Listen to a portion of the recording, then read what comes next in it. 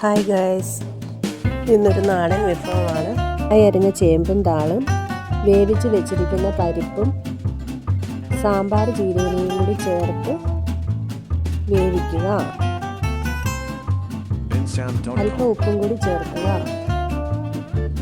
എന്നിട്ട് കുറച്ച് തേങ്ങയും ജീരകവും മഞ്ഞൾപ്പൊടിയും വെളുത്തുള്ളിയും കൂടി ചേർത്ത് തിളപ്പിച്ചെടുക്കുക. അതിൻ്റെ കൂടെ തക്കാളിയും കൂടി ചേർക്കുക. എന്നിട്ട് കടുക് താളിച്ച് ഇടുക.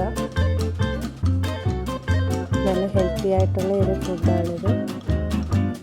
ചോറിൻ്റെ കൂടെയൊക്കെ കഴിക്കാൻ പറ്റുന്നതാണ്.